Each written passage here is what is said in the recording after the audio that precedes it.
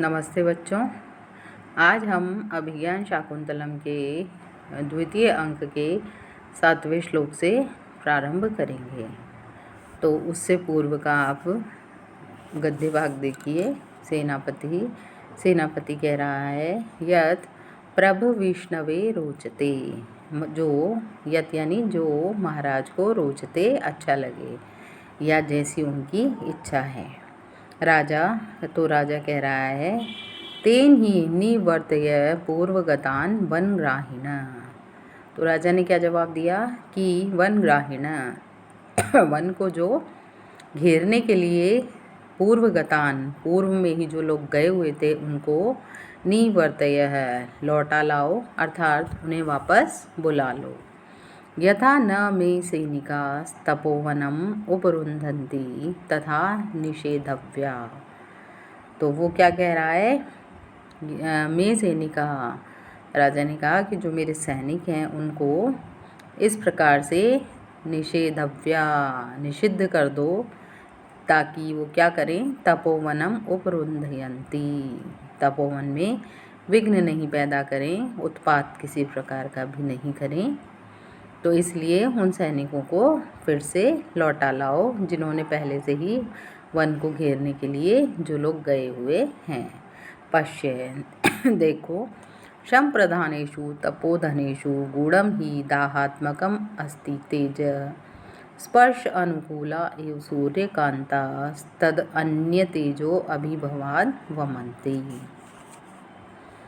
तो इसका अन्वय इस प्रकार है बच्चों।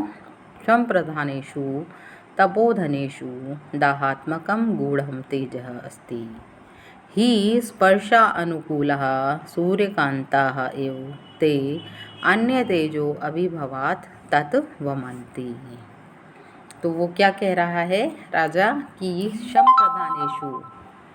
शम प्रधान जो शांति प्रधान जो तपोधनेषु तपस्वियों में, दाहात्मकम गूढ़म जो दाहात्म करने वाला जलाने वाला, तेज गूढ़म तेज जो कैसा गुप्त होता है तेज, वो तेज अस्ति विद्यमान रहता है, अर्थात तपस्वियों में जलाने वाला जो गुप्त रूप से छिपा हुआ तेज है वो विद्यमान रहता है।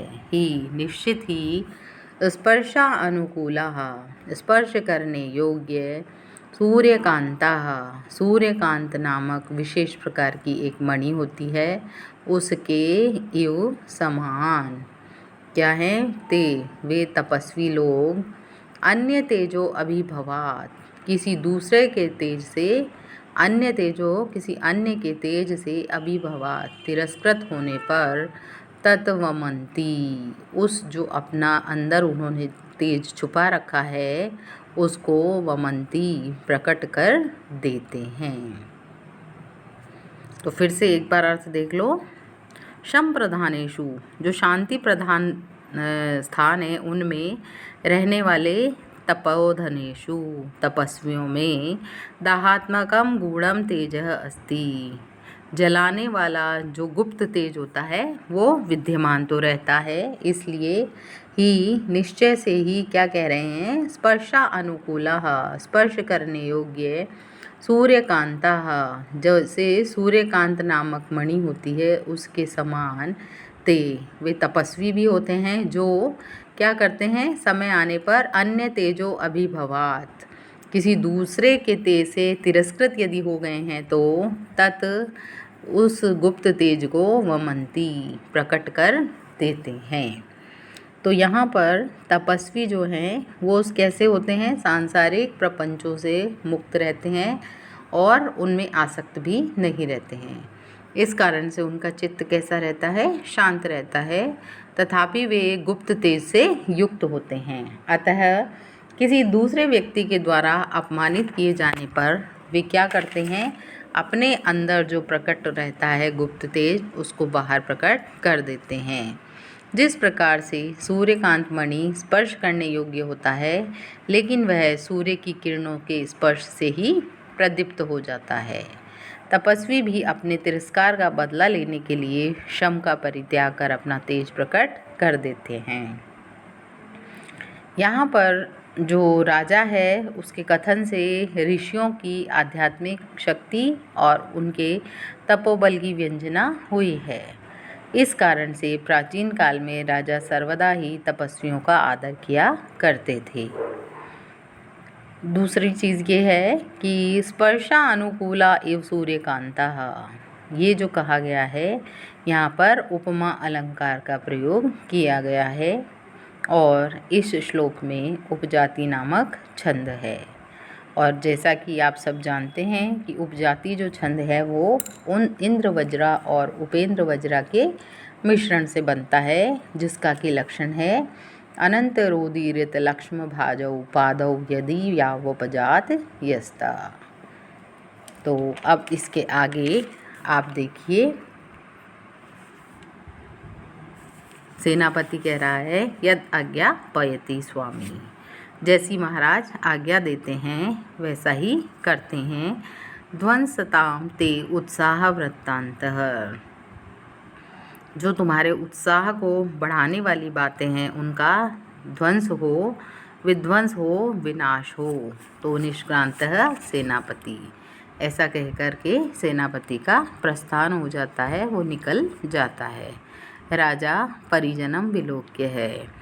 राजा सेविकाओं को देख करके कहता है कि अपनयन्तु भवत्यो मृग्यावेशम। अब तुम भी अपने शिकार का वेश उतार दो। रैवतक और त्वम अपि स्वनियोगम शून्यम कुरु। और तुम भी अपना कार्य पूरा कर लो। तो परिजन कह रहे हैं कि यद देव आज्ञा पयति, जैसी महाराज आज्ञा दें और उसी प्रकार से काम करते हैं। इति निष्क्रांत है और निकल जाते हैं। तो विदूषक कह रहा है कृत्तम भवता निर्मक्षिकम। अरे आपने तो सभी मक्खियों को उड़ा दिया है।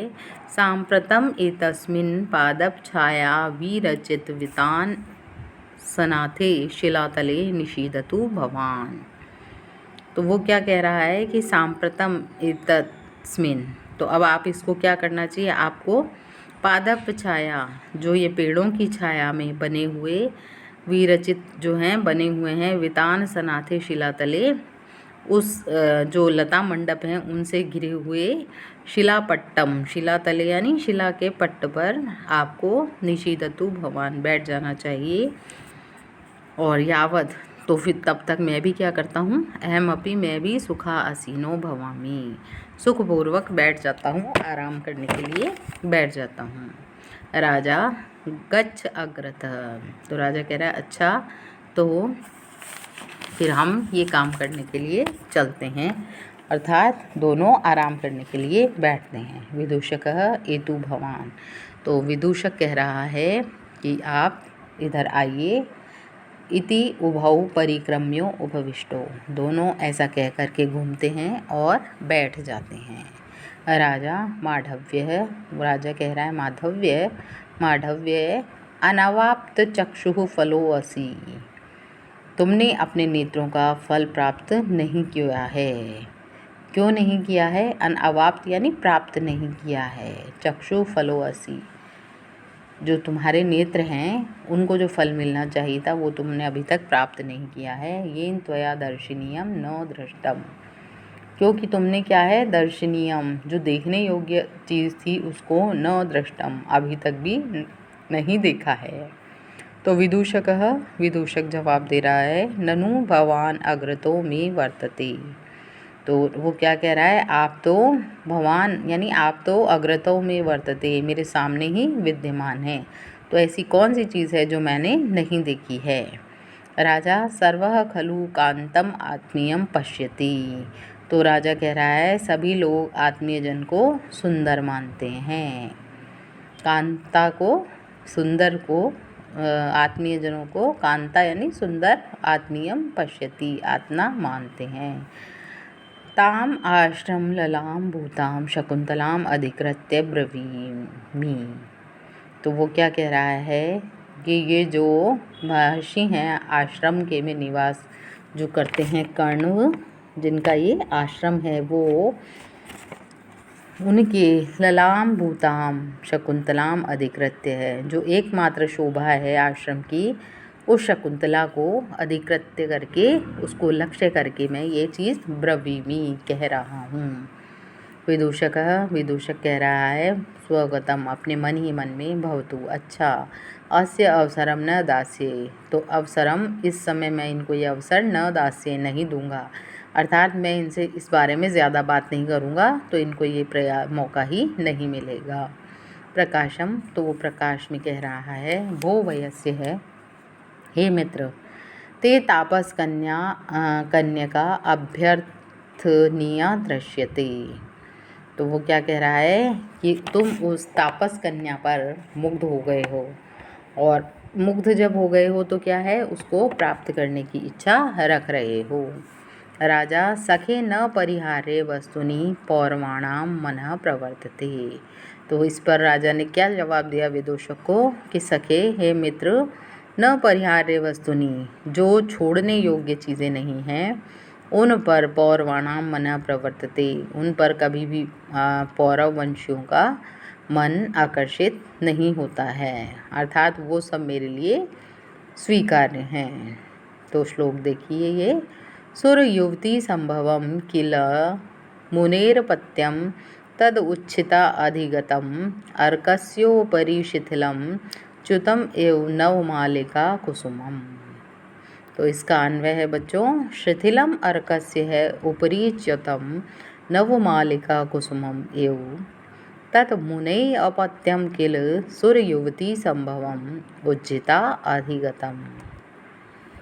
शिथिलम, जो वृत्त से टूटा हुआ है, ऐसा अर्कस्य है, मंदार के वृक्ष के ऊपरी च्युतम, ऊपर गिरा हुआ है, गिर गया है, ऐसा कौन है, नवमालिका कुसुमम, चमेली के फूलों की इव यानी तरह, तत् वह जो शकुंतला है वह क्या है, मुनि अपत्यम, मुनि कण्व की, मुनि जो कण्व हैं उनकी संतान कन्या कौन है, शकुंतला, किलह निश्चित रूप से ही, वस्तुतः सूर्य युवती संभवम, जो किससे उत्पन्न हुई है, अप्सरा मेनका से उत्पन्न हुई है, तद उच्छिता अधिगतम, उनके द्वारा उज्जित करने पर, त्याग दिए जाने पर, अधिगतम किसको प्राप्त हुई है, महर्षि कण्व को प्राप्त हुई है।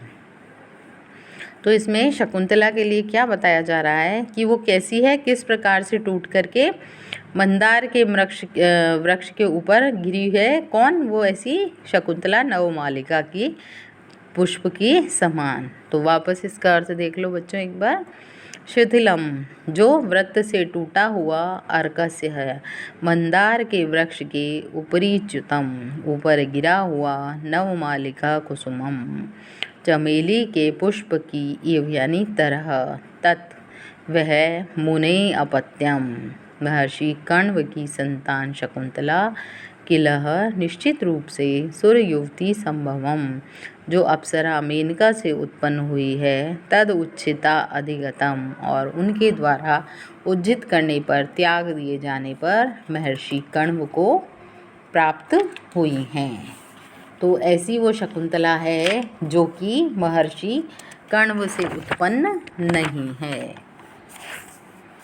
तो यहाँ देखिए बच्चों, इसका विदूषक जो है तापस कन्या का इच्छुक कहकर राजा दुष्यंत को ये संकेत कर रहा है कि मुनि कन्या को स्वीकार करना कुछ कठिन है।